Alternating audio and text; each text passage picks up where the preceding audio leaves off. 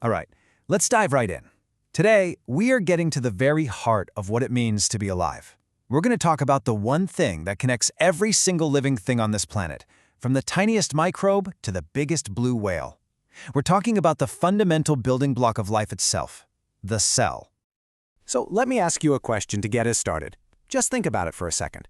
What could you, a massive ancient oak tree, and a single bacterium that you can't even see, what could you all possibly have in common? The answer, of course, is the cell. It's the smallest, most basic piece of a living thing. And the name itself is actually pretty cool. It comes from the Latin word for a small room. I want you to hang on to that idea, that life is built from these billions of tiny, organized rooms. But how in the world did we discover these invisible rooms? You know, it wasn't some single aha moment. It was really more of a centuries-long detective story, where every clue was uncovered because of new technology and brilliant people building on what others had already figured out.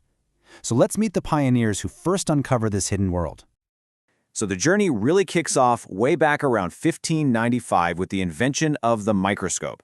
And for the next 250 years, the puzzle just starts coming together piece by piece. You've got guys like Robert Hooke, who first saw the cells in cork, then Van Leeuwenhoek actually saw living little microbes swimming around.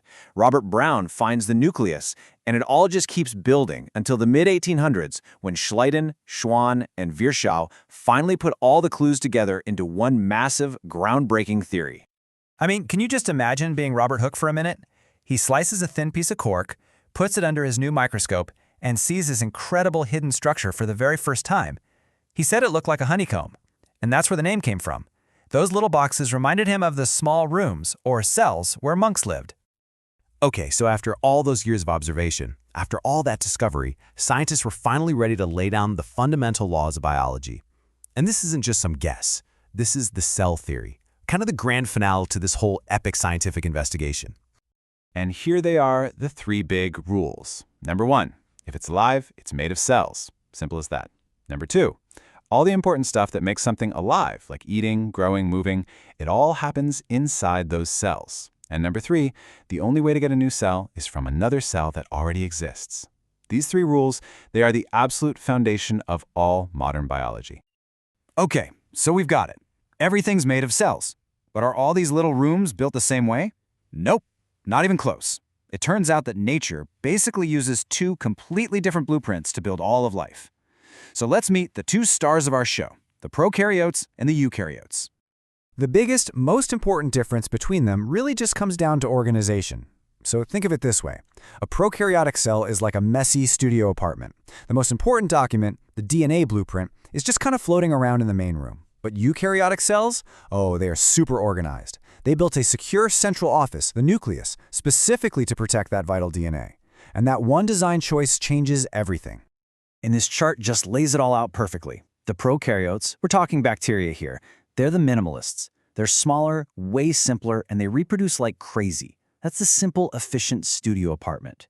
Eukaryotes, well, that's us. You, me, plants, animals, fungi. We are the exact opposite. We're bigger, way more complex, and we reproduce a lot slower. We're the sprawling mansion with tons of different specialized rooms.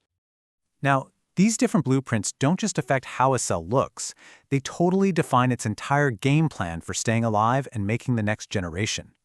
So, how do these two different strategies for life actually play out in the real world? Let's take a look. So let's start with the prokaryotes, the bacteria. Their entire life strategy is just a masterclass in efficiency.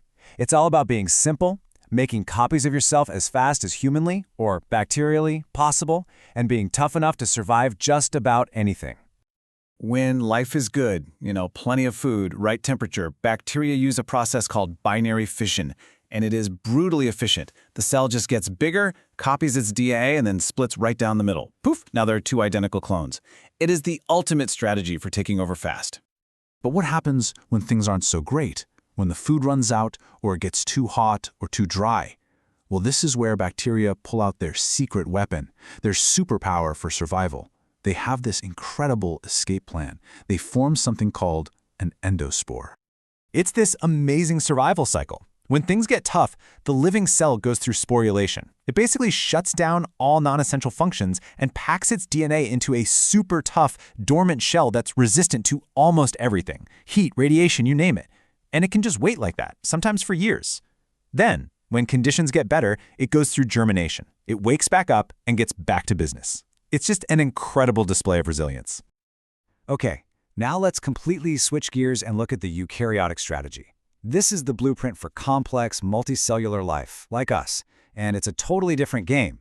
It's not about speed and cloning, it's about complexity, having specialized cells and genetic teamwork.